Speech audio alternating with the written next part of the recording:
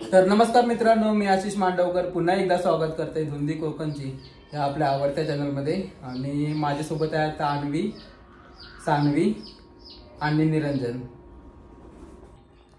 तर आज आम्ही जाणार आहोत स्वारगेटला. आमच्या कोकणातलो शक्तितुराचा कार्यक्रम आहे. जसा आमच्याकडे डबलबारी असतात सिंधुदुर्गात, तसाच रत्नागिरीत शक्तितुर असता. आणि आमच्याकडे जसा दशावतार नाटक असता तसा रत्नागिरीत नमन असता. तर चला आजच्या ब्लॉगला सुरुवात करूया. भरपूर दिवसांपासून म्हणण्यापेक्षा भरपूर महिन्यांपासून माझ्या मनात एक इच्छा होती, आणि ती म्हणजे रत्नागिरीत जाऊन शक्तितुर बघूची. तर सिंधुदुर्ग आणि रत्नागिरी म्हणजे मी वैभववाडीत राहते, आणि वैभववाडी ते रत्नागिरी जवळपास 107 किलोमीटर अंतर होता. तर त्या साईडला कधी जाणं असं झालं नाही. गावात असताना तर कधी रत्नागिरीत जाऊचो योगायोग गेलो नाही. म्हणजे जास्तीत जास्त आम्ही राजापूरपर्यंत गेलो, पण आज पुण्यात असताना तो योग गेलो आहे. तर काल संध्याकाळी सतीशभाईचा फोन येलो, आणि सतीशभाई म्हणलो की स्वारगेटला शक्तितुर आहे, तर तुमका जायचं आहे का. तर आम्ही म्हणलं आमका जायचं आहे. आणि ह्यो व्हिडिओ सतीशभाईमुळेच मी तुमच्यापर्यंत पोहोचू शकलो आहे. तर पहिल्यांदा सतीशभाईचे धन्यवाद. आणि ह्यो शक्तितुराचा कार्यक्रम बघूसाठी जवळपास पुण्यात राहणारी कोकणातली 2,500 ते 3,000 लोक एकत्र येली होती. तर चला जास्त वेळ न घालवता आजच्या व्हिडिओक सुरुवात करूया.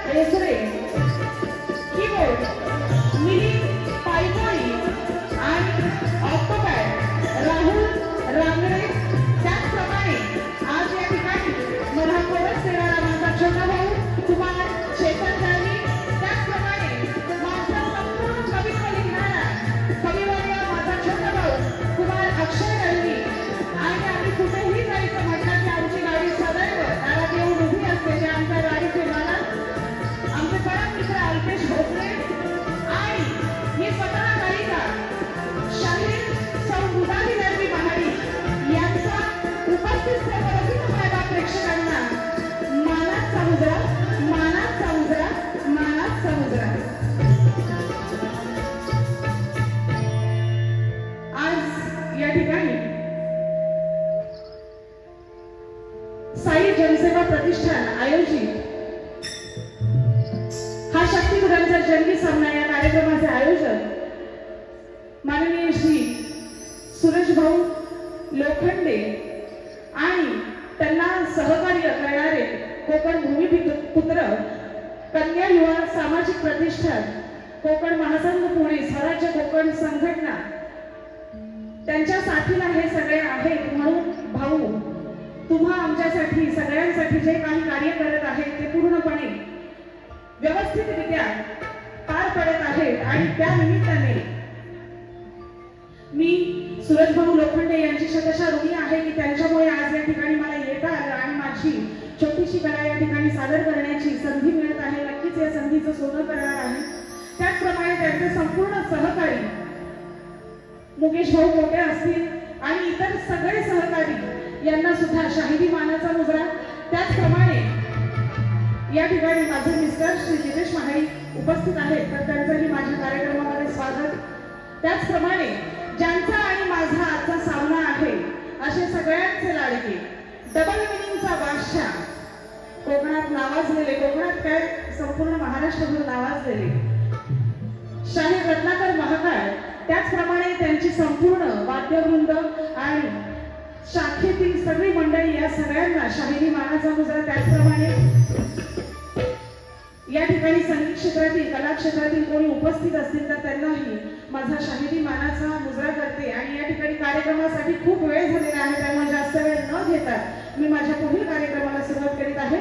जय हिंद जय महाराष्ट्र. कलगीधराच्या नियमाप्रमाणे बुवांनी प्रश्नाची प्रत आणि प्रमाणपत्र घेऊन जायचं आहे.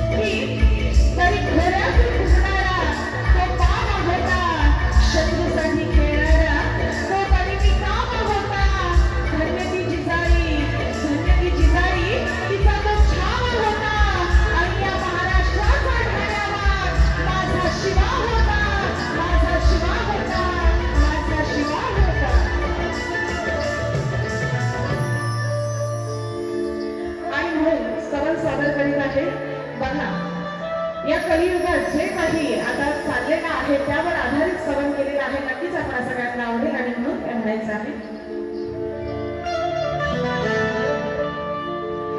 विसरला मातीला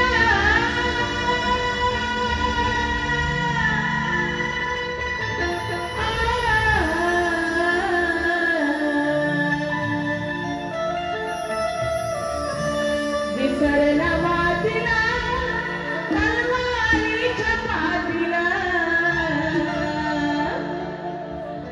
विसरला मातीला तलवारीच्या पातीला कलियुगी माणूस हा देवा जागला ना मनुष्य जातीला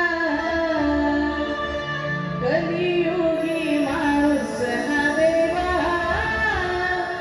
जागला ना मनुष्य जातीला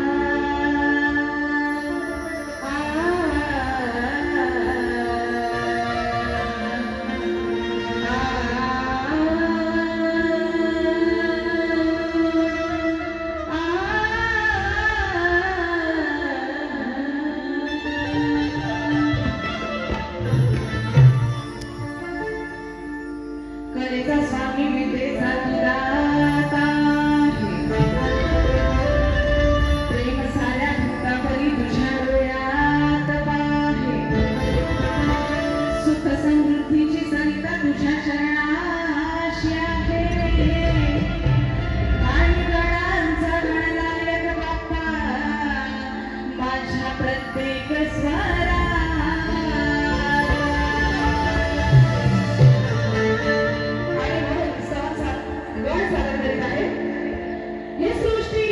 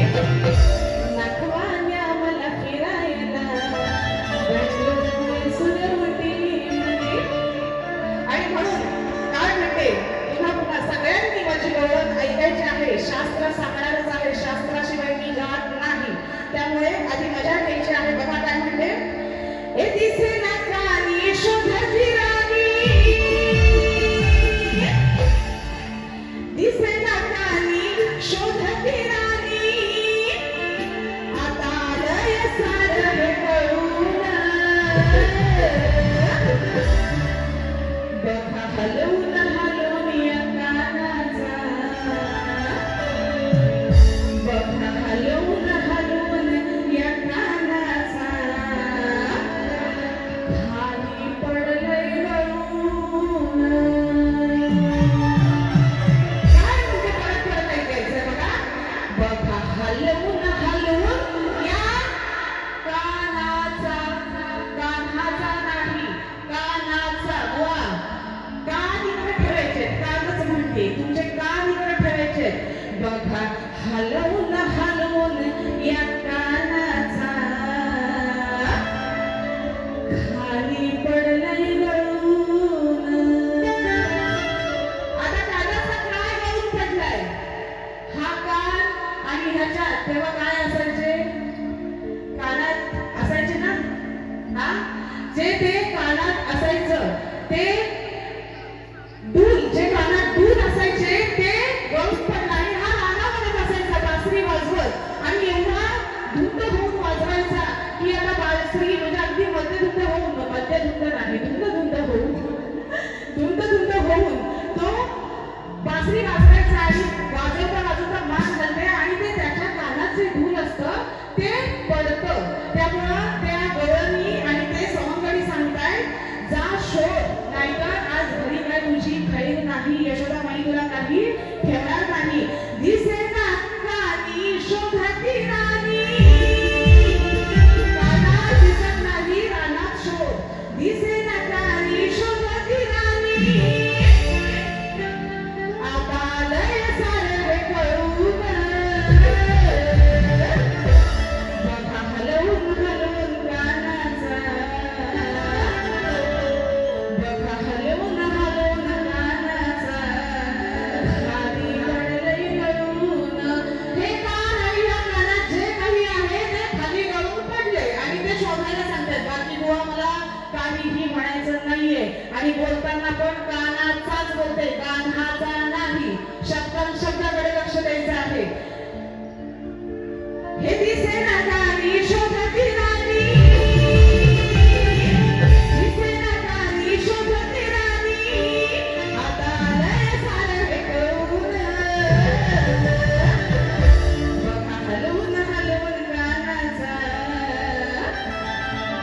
बघा हलवून हलवून कानाचा, खाली पडलंय गळून. बघा हलवून हलवून कानाचा, खाली पडलंय गळून.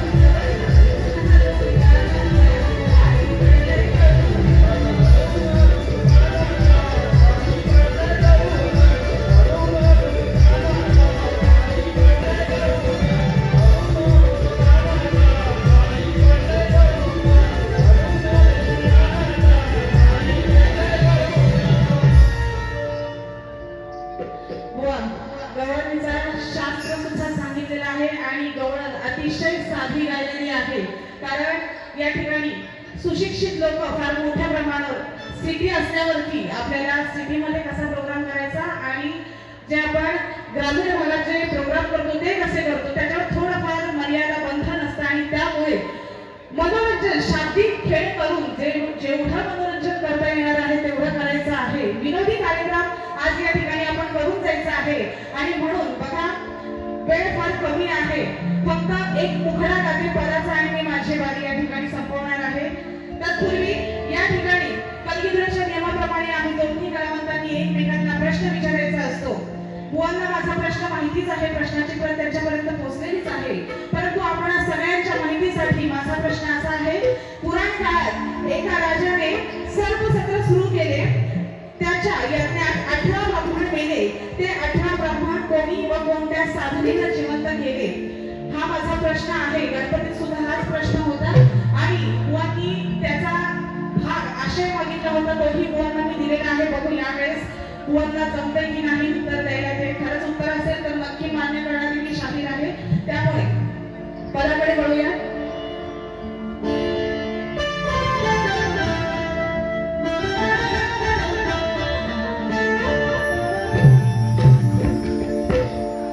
शक्ती दुराच्या सामन्यात रसिकांच्या मनाचा विठाव घे. काय म्हणायचं आहे बघा. शक्ती दुराच्या सामन्यात रसिकांच्या मनाचा विठाव घे. मनोरंजनाची पर्वणी ही रसिक चरणाशी वाटली.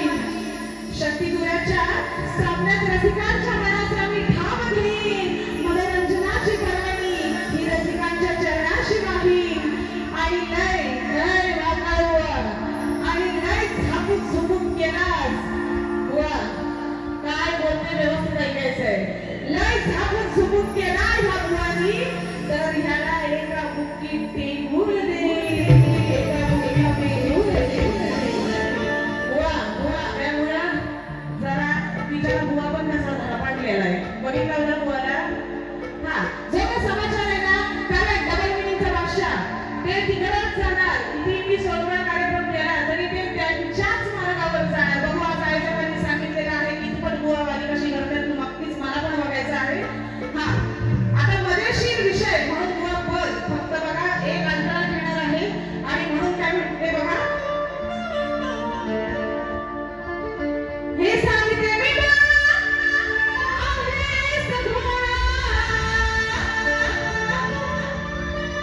हे सांगतो मी तुला निर्माण केलं नको. तुला निर्माण केलं नको. काय सांगू बाळा महाकाळा.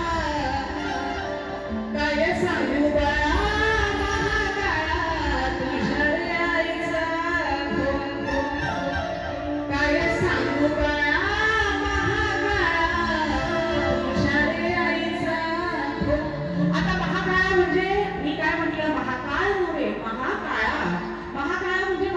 अतिशय काळा. कोण होता. हिरण्यकश्यपू. प्रल्हादाची गोष्ट सांगते. तुला निर्माण करणारा कोण आहे. श्री विष्णू प्रल्हादाला सांगते अतिशय मनातून काळा. हा दुसरा तिसरा कोणी नसून तुझ्याच आईचा घो. घो म्हणजे काय. कोकणी लोक आहोत आपण. घो म्हणजे नवरा. बरोबर ना. गो बाहेरला जाते हो यात्रा. होळीच्या घोवाला कोकण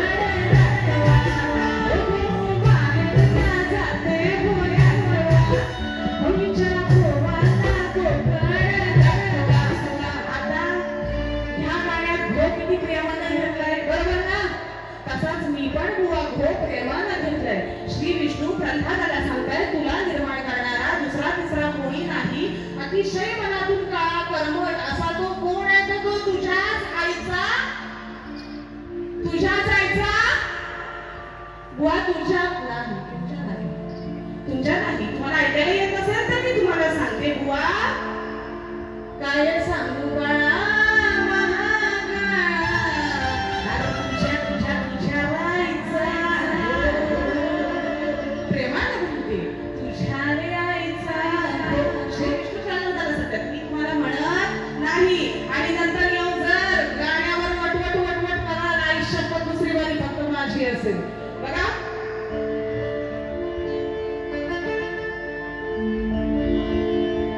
हे सांगतो मी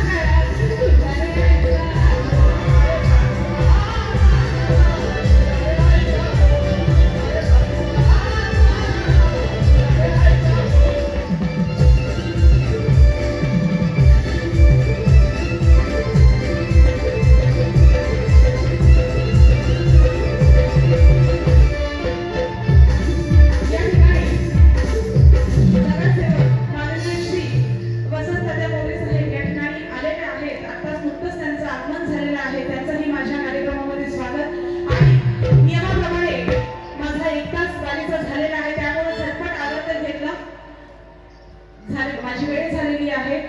पहिल्या बारीला तुम्हाला शुभेच्छा देते आणि या ठिकाणी मी माझी पहिली बारी संपत आहे. फक्त जाता जाता तुम्हाला एवढंच सांगणं आहे, जशी मी कॉमेडी मजेशीर बारी केली अपेक्षित आहे तुम्ही तशीच बारी कराल.